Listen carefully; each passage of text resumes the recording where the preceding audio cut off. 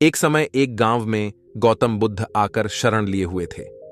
काफी लंबा सफर तय करने के बाद बुद्ध थोड़ा आराम कर रहे थे, परंतु लोग इनसे अपनी समस्या का हल मांगने हमेशा पहुंचे रहते थे। ऐसे में जहां भी वह रुकते वहां लोग लंबी कतार में जमा हो जाते और उनको अपनी समस्या बताते और बुद्ध उसका समाधान करते। उसी गांव में एक सड़क के किनारे पर एक भिखारी बैठा करता। वह ये रोज देखता कि लोग अपने दुख दर्द और अपनी गंभीर से गंभीर रूपी समस्या को लेकर आते हैं, और जब वहां से जाते हैं तो उनका चेहरा बेहद खिलखिला रहा होता है। वे मुस्कुरा रहे होते हैं और नए जोश के साथ भरे दिखते हैं।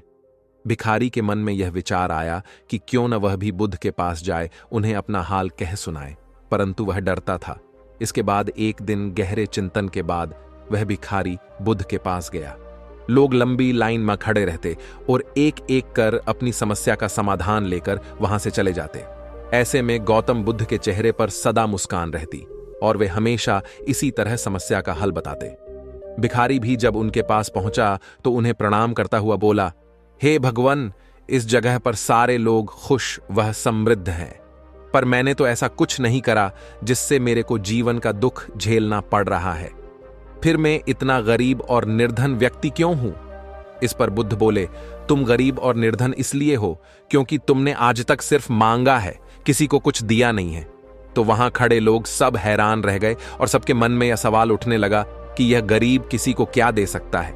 इस पर गरीब भिखारी ने बोला कि भगवान मैं खुद भीख मांगकर गुजारा करता हूं, भला मैं किसी को क्या दे सकता हूं। भगवान बुद्ध थोड़ी देर चुप रहे, फिर चुप्पी तोड़कर बोले कि तुम्हारे पास बहुत कुछ है, देने को ईश्वर ने तुम्हें बहुत कुछ दिया है, बांटने के लिए जिसमें सबसे पहले तुम्हारे ये 2 हाथ है जिनसे तुम लोगों की मदद या सेवा के लिए इस्तेमाल कर सकते हो। तुम्हारे पास मुस्कुराहट है जिसे देकर तुम दूसरों में नई ऊर्जा का संचार कर सकते हो, मुंह से 2 मीठी बातें बोल सकते हो। ईश्वर ने जिसको यह 3 चीजें दी हैं उसको कभी कोई निर्धन और दुखी नहीं कर सकता है।